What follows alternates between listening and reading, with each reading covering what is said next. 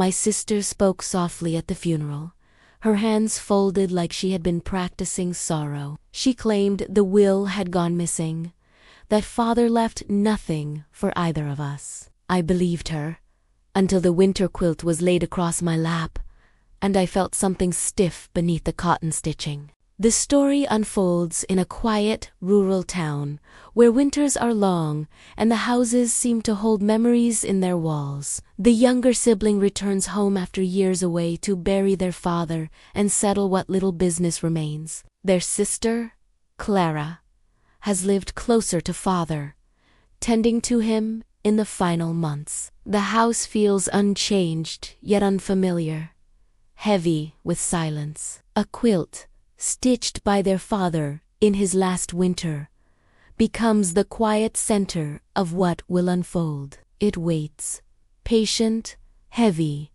and full of things unsaid. The snow was falling in slow, deliberate flakes when I reached the porch. Each step held a thin crust of ice, crunching under my boots, a sound that didn't belong to this house I used to know. The lamp above the door flickered once, then held steady, like it recognized me, but wasn't sure if it should. Clara opened the door before I could knock. Her breath showed in the cold air between us. She smiled the way someone does when they've rehearsed it in a mirror. I stepped inside, waiting for warmth that never came. The house smelled faintly of cedar, and something sharper, the kind of clean that comes after someone's been scrubbing too long. Father's hat still hung on the wall, but his coat was gone. Boxers lined the hallway, sealed and labeled in Clara's careful handwriting.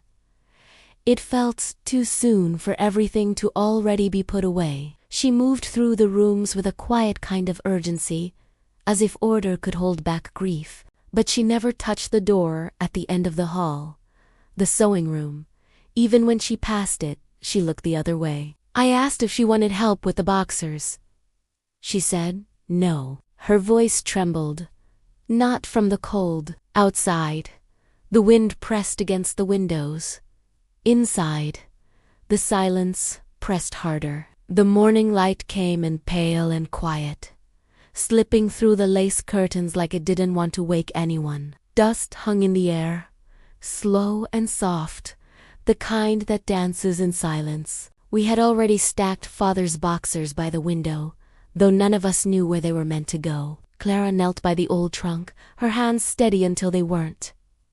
She said, "Father never finished his will." Her voice was light, but something in it faltered, a small crack beneath the words. I told her I remembered him saying otherwise, that everything was in order before the spring frost. She didn't answer, just kept folding things that were already folded.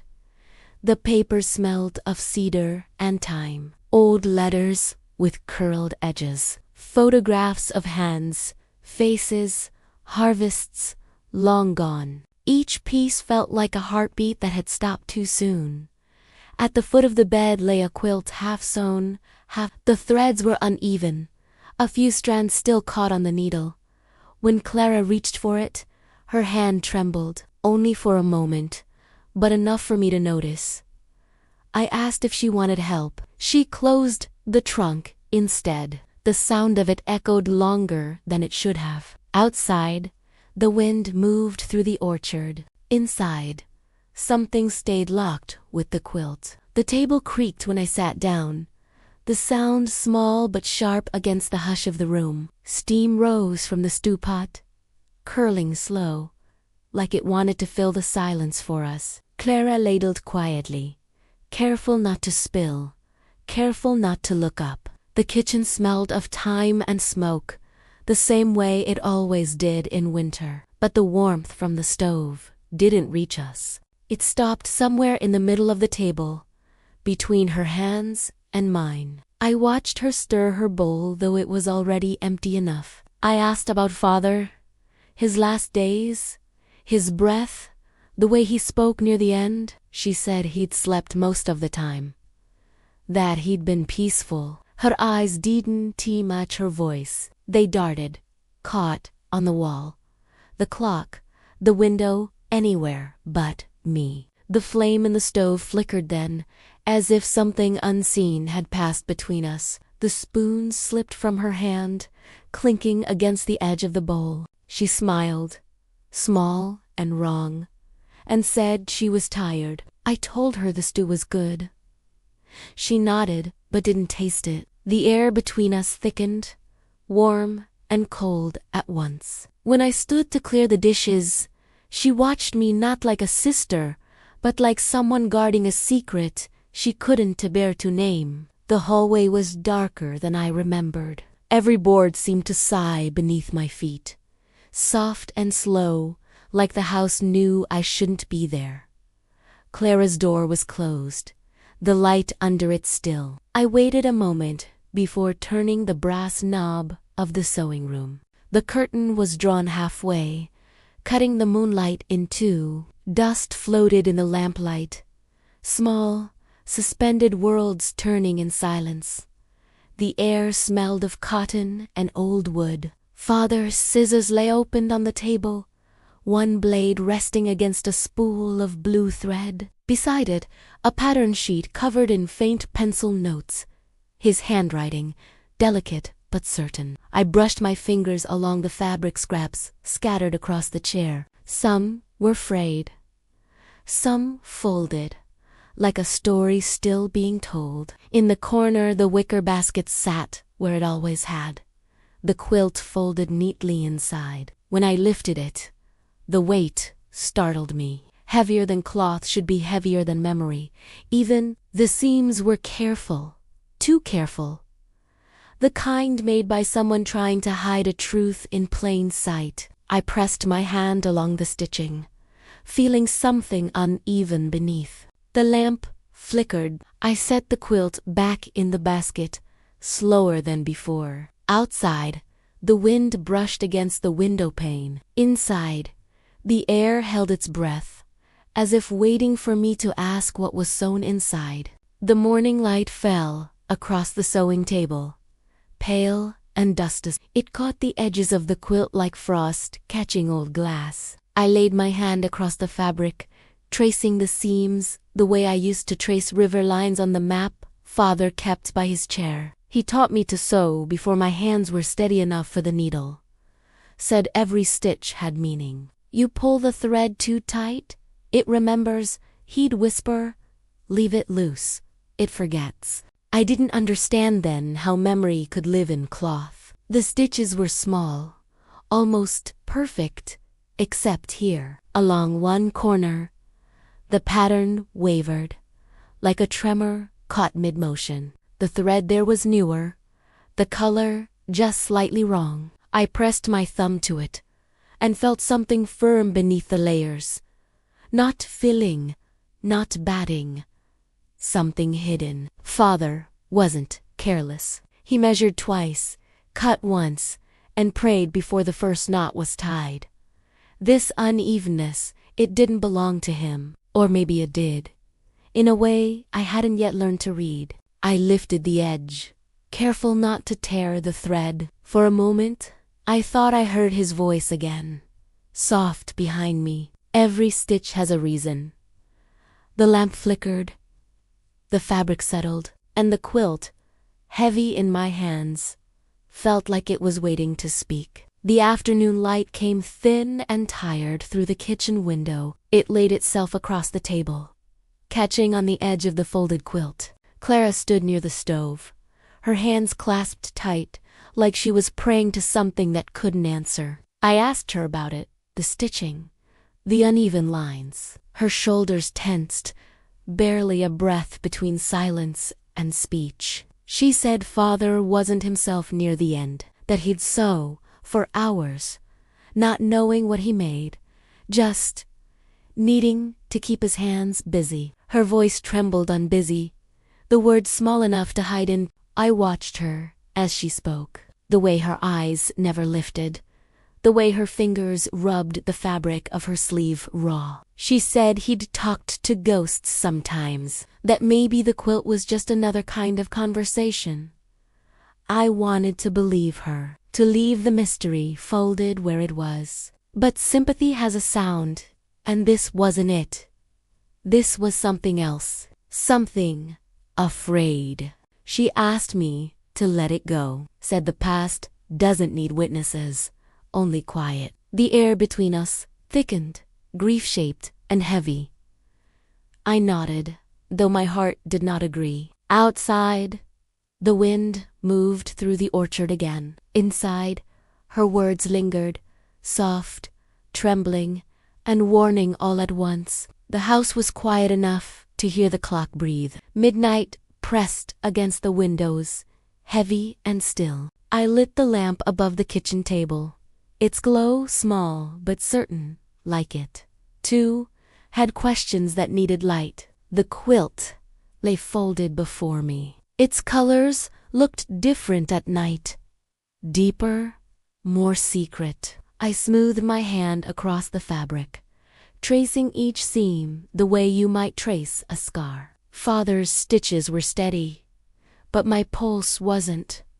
The first thread came loose with a sigh, thin and reluctant. Then, another. The sound was small, like something whispering to be left alone. I worked carefully, breath shallow, as if the air itself might startle what hid beneath. Layer by layer, the quilt gave way, cotton, batting, a hint of old cedar from the trunk. Then something sharper, paper. I froze. The needle slipped from my hand and rolled across the table. There, tucked inside the lining, were folded pages, yellowed, creased, and bound with thread. The kind of paper that had once known ink in trembling hands. I reached for them, but stopped halfway. My reflection in the lamp glass looked like a stranger's face, waiting for an answer I wasn't ready to hear. Outside, a branch scraped against the window. Inside, my heart did the same. The quilt wasn't resting anymore, and neither was I. The pages unfolded with a soft crackle, the kind that sounds older than it should. Ink faded at the edges, but his handwriting still careful, still deliberate, hadn't forgotten its shape. The lamp hummed quietly above me, casting his words in a trembling pool of light. It was his will, plain, without ceremony. He'd left the house to both of us, to Clara and me equally.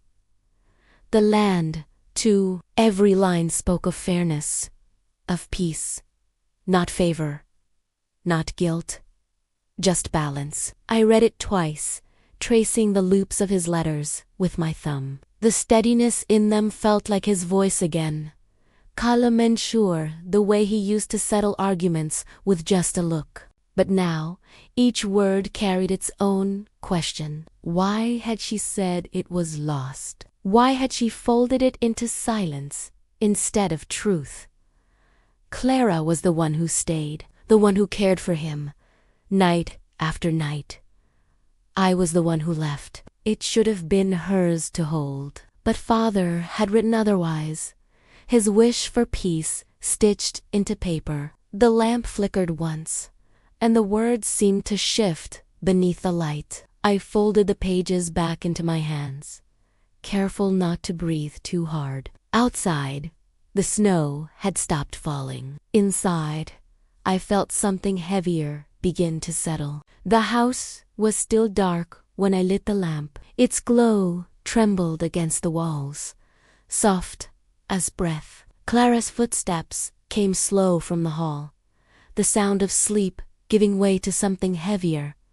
The quilt and paper sat on the table between us. The silence stretched long enough to feel like years. She looked at them, not with surprise, but with surrender. Her shoulders sagged. I couldn't lose it, she whispered.